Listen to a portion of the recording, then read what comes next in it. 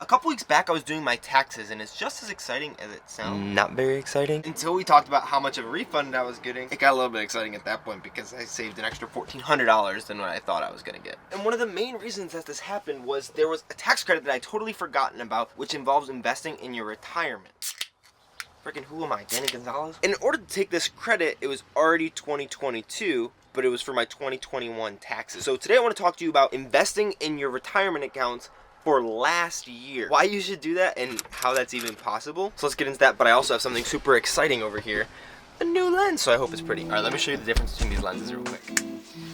Well, that's a little closer, so gotta back up a decent bit. And the crazy thing is, I can even do this, which makes it a lot brighter and a lot blurrier background. But it's even too bright for this light that I have coming through my door right now. I'm probably gonna overuse this lens a lot. But I really want to talk about retirement accounts because I bet you didn't know that you can actually kind of take a time machine to last year and invest there, at least for the first couple months out of the year. Also kind of bad, but I bought this whiteboard like months ago. Man, I bought this when we were in Dallas, Texas, and now we're in Phoenix. So we're talking about here are retirement accounts. You got two kinds. You have, well, there's actually more than two kinds, but for simplicity's sake, these are the two that you're probably familiar with, or probably should be familiar with. The first one is an IRA, or individual retirement account. It just, IRA is the acronym for that. And then the other one is 401k and 403b, and those just come from the tax law where they're codified. And the difference is with the 401k, 403b, you get that through your employer. If you're just a normal for-profit employer, like all the jobs that I worked for before I worked for myself, I had a 401k.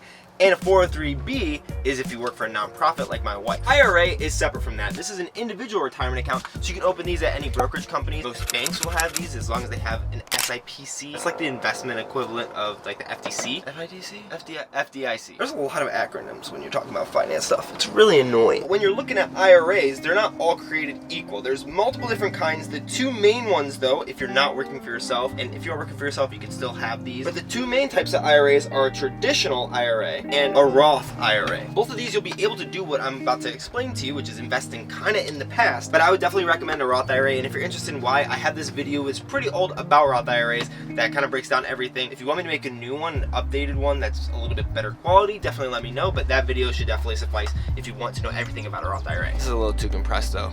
It's kind of hard to talk up close to you guys without me looking like this. New lens. A little crash course on IRAs though, if you don't want to go and watch that video. And this by no means will be exhaustive, but it'll give you essentially everything you need to know, at least for what we're talking about here. So here's what we're looking at for differences. And I love that as of right now, my second monitor, the only thing it's good for is to be a spacer. That's all I've used it for in the past months. For retirement accounts, for a traditional account, you have pre-tax contributions, meaning that you're not going to pay taxes on the money when you put it into this account, so it actually serves as a write-off before you do your taxes. However, you might not want to do this because you're taxed at the withdrawal on everything. So especially if you're in a lower tax bracket, you might not want to do traditional IRA contributions because you'll get taxed on everything when you retire, and if your money grows to where the income that you're taking out of it is more than what you're making now, you're going to pay more in taxes than if you were to pay taxes now. And if you do want to pay taxes now, then you'll do Roth contributions. You do post-tax contributions, which is what I recommend to everybody until you're making like upwards of $100,000, just because you're going to be able to take that money out tax-free. So all the growth on that doesn't get taxed, whereas with the traditional IRA,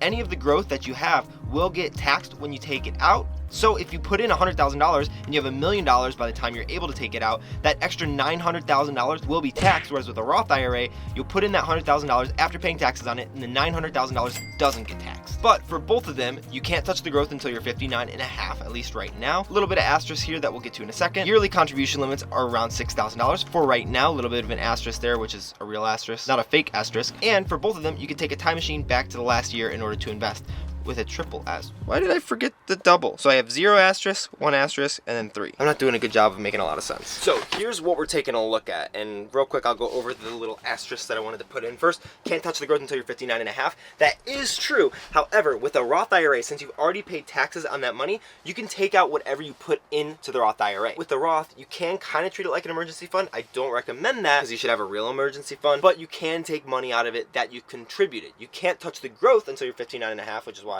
I said growth, but you can take out what you've already put in. The next quick thing I don't think will apply to a lot of you guys, but it will some. Yearly contribution limits are $6,000 unless you're over 50 years old, and since you only have 9.5 years, the government says you can put in $7,000 every single year in order to help you to grow that account before you end up retiring. And this last point is the big point of the video, that you can take a time machine back to last year in order to invest in either a Roth or traditional IRA, as long as you didn't hit the contribution limit from last year. Let me explain how to do this and why this might be a good thing and why I did that, but only with $1,300. $1,300. So how do you get this time machine? Well, up until tax day every year, which I think this year is April 15th.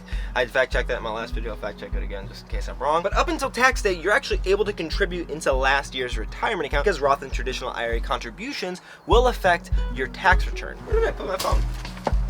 Honestly, it's a super simple process, and I'll just show you on my Fidelity app, since that's what I use for both mine and my wife's Roth IRAs. When you log in and wherever you go and you want to actually initiate a transfer into your Roth IRA, it'll ask you what tax year you want to do this for. I think this is only an option until tax day, because after tax day, you can't contribute to last year's Roth IRA. Oh, April 18th. It actually, when I open this up, it literally just says it right here. It says, don't miss 2021 contribution deadline. You have until April 18th, 2022 to contribute to up to $6,000 in your Roth IRA, which is exactly because of this. Up until tax day, April 18th, not April 15th, because I don't remember dates, you can contribute up to the limit on a Roth IRA either from 2021 or 2022. And so I guess you could just press get started, and right here you could see contribution year. If I press that, then I can do 2021 or 2022, and I actually just initiated a transfer for $1,300, half of it into my IRA, half of it into Carissa's IRA, because we hadn't contributed anything last year, as we were just investing in the business as it grew instead of investing in our retirement, because both of those are important, but we just didn't have the money to invest in our retirement yet. The reason this is especially important is because if you take a look at a compound interest calculator,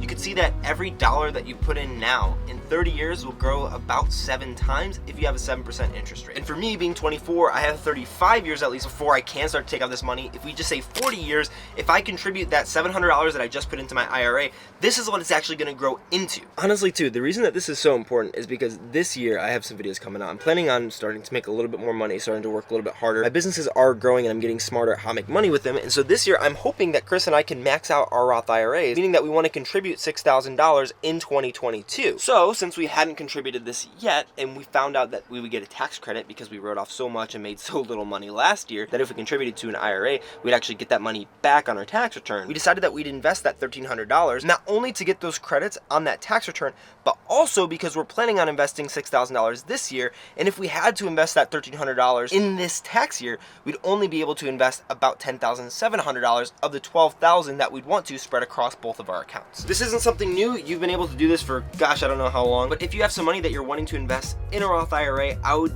highly recommend investing in last year's Roth IRA, at least up until April 18th, after which point you can start investing in this year's Roth IRA, just in case you come into some extra money that you want to invest, or just to get a tax credit if you didn't make a ton of money last year and you still want to invest in your Roth IRA. If you know about this little IRS tip, I'd be really surprised. Let me know down in the comments. Otherwise, watch this video all about Roth IRAs to learn pretty much everything that you need to know about it, and let me know what other types of investing type videos you want to see from me, because I am really passionate and love this type of finance nerdy stuff, and I'm hoping this year I make more than enough profit for my businesses to not only invest in my Roth IRA, but some other places as well. Peace.